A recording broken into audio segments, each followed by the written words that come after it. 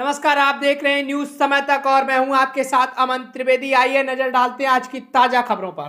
सबसे पहले तो आप सभी देशवासियों को 75वें गणतंत्र दिवस की ढेर सारी शुभकामनाएं। चलिए जानते हैं आज के देश और दुनिया की सिलेक्टेड काम की और महत्वपूर्ण 50 बड़ी खबरों को सिर्फ 10 मिनट में। पर अभी तक आपने इस वीडियो को लाइक नहीं किया तो लाइक कर दीजिए।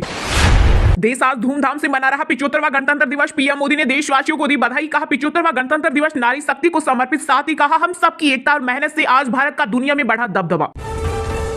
आपका एक वोट देश की दिशा तय करेगा। पीएम मोदी ने राष्ट्रीय मतदाता दिवस पर फर्स्ट टाइम वोटर्स को दिया मंत्र। वहीं इस खास मौके पर बीजेपी ने चुनाव से पहले अपना थीम सॉन्ग भी किया लॉन्च। कहा सपने नहीं हकीकत बुनते हैं तभी तो सब मोदी को चुनते हैं। गणतंत्र दिवस समारोह के लिए दिल्ली की सीमाएं सील। 14,000 जवानों की तैनाती। भीड़ वाले इलाकों में खास नजर। जमीन से लेकर आकाश तक अभेद्य सुरक्षा। वहीं सेना के जवानों ने फुल ड्रेस पहनकर की परेड। दिल्ली पुलिस की महिला टुकड़ी ने पहली बार लिया हिस्सा। देश की करोड़ों महिलाओं के लिए बड़ी खुशखबरी। मोदी सरकार आगामी आम चुनाव में देश की जनता को साधने के लिए पूरे देश में लागू कर सकती है लाडली बहन योजना। इसके अलावा पीएम किसान सम्मान निधि की राशि में भी होगी बढ़ोतरी। डीआरडीओ ने किया बड़ा ऐलान। मार्च तक शुरू होगा देश की शक्तिशाली सुपरसोनिक मिसाइल ब्रह्मोस का निर्यात। माना जा रहा है कि यह देश के रक्षा क्षेत्र में यह पूरी तरह आत्मनिर्भर बनने की कोशिश में एक बड़ी उपलब्धि होगी। पहले दिन ही रामलला बन गए करोड़पति। 3.17 करोड़ काया चढ़ावा। दिल खोलकर दान कर रहे भक्त। 2 दिन में 7.5 लाख श्रद्धालुओं ने किए दर्शन। तीसरे दिन भी यही सिलसिला जारी। गणतंत्र दिवस के समारोह की चलती 26 और 27 जनवरी को भारत जोड़ो न्याय यात्रा पर लगेगा ब्रेक। 28 जनवरी को फिर शुरू होगी कांग्रेस की यात्रा। आप ही मेरा परिवार, आपका सपना पूरा करना मेरा संकल्प। पीएम मोदी ने यूपी के बुलंदशहर में किया चुनावी कैंपेन का आगाज। बोले प्राण प्रतिष्ठा हुई पूरी, अब राष्ट्र प्रतिष्ठा का समय। 80 जवानों को मिलेगा गैलेंट्री अवार्ड। इनमें 6 कीर्ति चक्र, 16 शौर्य चक्र और 53 सेना मेडल, 1 नौसेना और 4 वायुसेना मेडल। आगामी लोकसभा चुनाव के लिए भाजपा ने कसी कमर। घोषणा पत्र में वादों के लिए नमो ऐप पर जनता से मांगे सुझाव। बीजेपी ने 2019 के लोकसभा चुनाव से पहले भी जनता से सुझाव लेने के बाद ही जारी किया था घोषणा पत्र। मोदी सरकार अपने वादे के मुताबिक प्रतिवर्ष 2 करोड़ नौकरियां देने में रही विफल। अब अपने विश्वासघात को छिपाने के लिए राम मंदिर का सहारा ले रही कर्नाटक के सीएम सिद्धारमैया ने केंद्र सरकार पर बोला बड़ा हमला।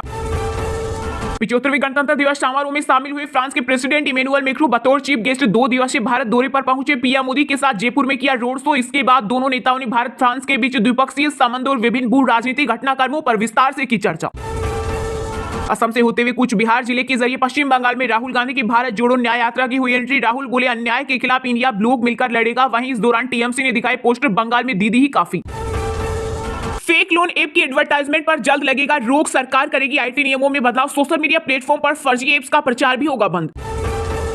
हेल्थ इंश्योरेंस पॉलिसी खरीदने वालों के लिए क्रांतिकारी फैसला। अब किसी भी हॉस्पिटल में होगा केसलेस इलाज, चाहे कंपनी के नेटवर्क में हो या नहीं। जनरल इंश्योरेंस काउंसिल ने पॉलिसी होल्डर्स के हित में लिया बड़ा फैसला। पीएम मोदी ने दिल्ली में कैबिनेट मीटिंग के दौरान मंत्रियों से की अपील। कहा फरवरी नहीं मार्च में जाए अयोध्या, प्रोटोकॉल से जनता को होगी असुविधा। वहीं सीएम योगी आदित्यनाथ ने भी कहा वीवीआईपी मंदिर ट्रस्ट और स्थानीय प्रशासन को 7 दिन पहले बताएं। भारत में हर दिन तंबाकू से हो रही 3,699 मौत। डब्ल्यूएचओ की स्टडी के अनुसार हर साल तंबाकू से होने वाली बीमारियों और समय से पहले मौतों से भारत और अपनी जीडीपी का 1% से ज्यादा हो रहा नुकसान। 2023 के वनडे किंग बने विराट कोहली। जीता ICC one day cricketer of the year का खिताब। गौतम अडानी का साम्राज्य हिलाने वाली हिंडनबर्ग रिपोर्ट को हुआ पूरा 1 साल। गौतम अडानी ने टाइम्स ऑफ इंडिया को लिखा लेटर। कहा आरोप निराधार, झूठे और बेबुनियाद थे। हालांकि सेबी की जांच अभी भी जारी है। लोकसभा चुनाव से ठीक 3 महीने पहले कांग्रेस शासित कर्नाटक की सिद्धारमैया सरकार ने लागू की पुरानी पेंशन योजना। इसके मुताबिक 2006 के बाद भर्ती हुए लगभग 13,000 राज्य सरकार के कर्मचारियों को मिलेगा फायदा। दिल्ली, यूपी सहित 5 राज्यों में भीषण ठंड का रेड अलर्ट। मध्य प्रदेश, राजस्थान में कोल्ड डे। वहीं हिमाचल प्रदेश, उत्तराखंड में बारिश और बर्फबारी के आसार। इस महीने ठंड से नहीं मिलेगी राहत। अचानक बीच में भारत जोड़ो न्याय यात्रा छोड़कर दिल्ली पहुंचे कांग्रेस नेता राहुल गांधी। वजह को लेकर अभी नहीं हुई आधिकारिक घोषणा। हफ्ते के आखिरी कारोबारी सत्र में शेयर बाजार भारी उठावटक के बाद गिरावट के साथ हुआ बंद। निवेशकों की मुनाफा वसूली के चलते बाजार अपने दिन के हाई से 700 अंक नीचे जा फिसला, जबकि निफ्टी अपने हाई से 200 अंकों नीचे जा लुढ़का। अयोध्या में पौष पूर्णिमा पर उमड़ा आस्था का सैलाब। मंदिर दर्शन का टाइम बढ़ा। महाराष्ट्र से पहुंची रामलला के लिए 80 किलो की तलवार। बिहार की महागठबंधन सरकार में कुछ सही नहीं चल रहा। 15 मिनट चली cabinet meeting. CM Nitish Kumar lift तो वहीं डिप्टी सीएम तेजस्वी यादव सीढ़ी से गए नीचे। मध्य प्रदेश के उज्जैन में सरदार पटेल की मूर्ति को ट्रैक्टर चढ़ाकर गिराया। 2 पक्षों में हुआ पथराव। भीड़ ने दुकानों में की तोड़फोड़ और वाहनों में आग लगाई। पंजाब के 10.77 लाख लाभार्थियों को फिर मिलेगा राशन। पूर्व सैनिकों की विधवाओं के लिए भी सीएम भगवंत मान ने लिया खास फैसला। वित्तीय सहायता 10,000 रुपए की। राष्ट्रीय राजधानी दिल्ली के स्कूलों में अब टेबलेट से होगी पढ़ाई। कक्षा 9 से 12वीं तक के 8,000 से ज्यादा विद्यार्थियों को मिलेगा टेब। इसके लिए एनडीएमसी ने प्रत्येक अध्याय के वीडियो भी किए तैयार। मनोज आर्गे का विरोध मार्च पुणे पहुंचा, बोले मराठा आरक्षण के लिए जान देने को तैयार। वहीं महाराष्ट्र के सीएम एकनाथ शिंदे की आंदोलन नहीं करने की अपील। भारत अरब सागर में जुटा रहा। अमेरिका, जापान समेत 50 देशों की नौसेनाएं 20 देश युद्धपोत के साथ हो रहे शामिल। सबसे बड़ा वॉर गेम देगा चीन को चुनौती। इंडिया गठबंधन को एक और झटका, नीतीश फिर बदलेंगे पाला। बीजेपी नेतृत्व ने वापसी को दी मंजूरी।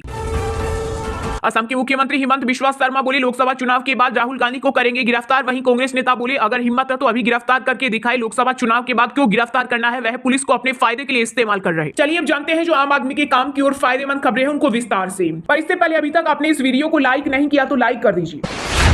देश की करोड़ों महिलाओं के लिए बड़ी खुशखबरी। मोदी सरकार आगामी आम चुनाव में देश की जनता को साधने के लिए पूरे देश में लागू कर सकती है लाडली बहना योजना। इसके अलावा पीएम मोदी किसान सम्मान निधि की राशि में भी करेगी बढ़ोतरी। जी हां, वित्त वर्ष 2024 और 25 के लिए केंद्रीय वित्त मंत्री निर्मला सीतारमण 1 फरवरी को बजट पेश करेंगी। आगामी संसदीय चुनाव के पहले मोदी सरकार का इस कार्यकाल का आखिरी बजट होगा। वहीं सामने आई जानकारी के मुताबिक इस बार अंतरिम बजट में सरकार कृषि और महिलाओं को लेकर कई बड़ी घोषणाएं करने वाली है। इसके अलावा इस बजट में पीएम मोदी की गारंटियों पर फोकस करने की बात कही जा रही है। जानकारों की माने तो सरकार आगामी आम चुनाव में देश की जनता को साधने के लिए पीएम किसान सम्मान निधि की राशि में बढ़ोतरी करेगी। इसके अलावा महिलाओं के लिए पूरे देश में लाडली बहना योजना लागू करने की उम्मीद जताई जा रही है। हेल्थ सेक्टर की बात करें तो अंतरिम बजट में आयुष्मान भारत योजना के तहत हेल्थ इंश्योरेंस कवर बढ़ाया जाएगा। वहीं सरकार शिक्षा और स्किल पर को लेकर बड़ी घोषणा कर सकती है। इसके अलावा आगामी फाइनेंशियल ईयर के लिए एग्री क्रेडिट का टारगेट बढ़ाकर 22 से 25 लाख करोड़ रुपए कर सकती है। वहीं सरकार यह भी सुनिश्चित करने का प्रयास करेगी कि शर्तें पूरी करने वाले हर किसान को लोन आसानी से मिल सके। सामने आई जानकारी के माने तो इस फाइनेंशियल ईयर के लिए केंद्र सरकार ने एग्री लोन के लिए 20 लाख करोड़ रुपए का लक्ष्य निर्धारित किया था।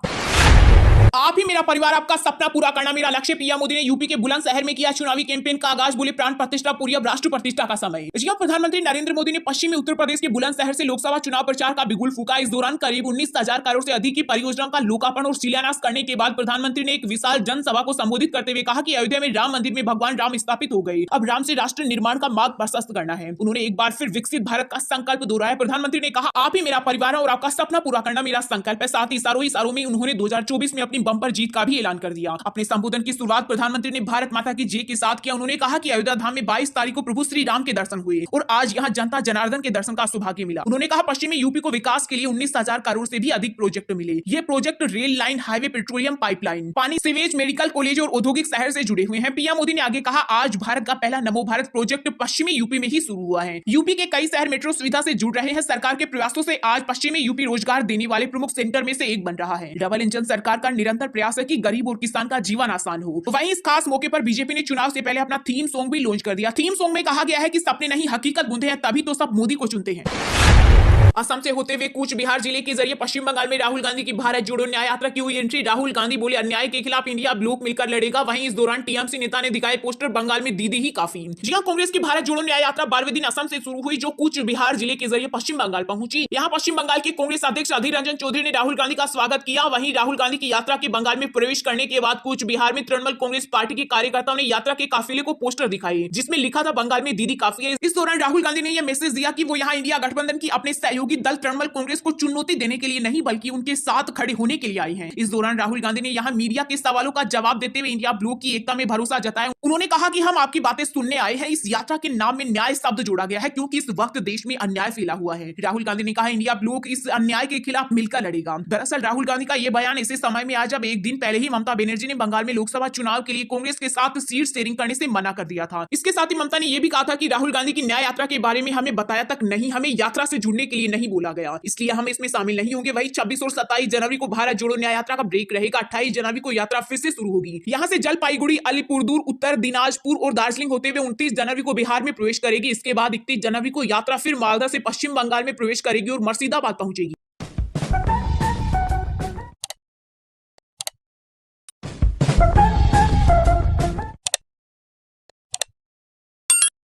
फिलहाल खबर में इतना ही। तब तक के लिए देखते रहिएगा न्यूज समय तक और दीजिए यानी हमें यानी कि अमन त्रिवेदी को इजाजत। नमस्कार।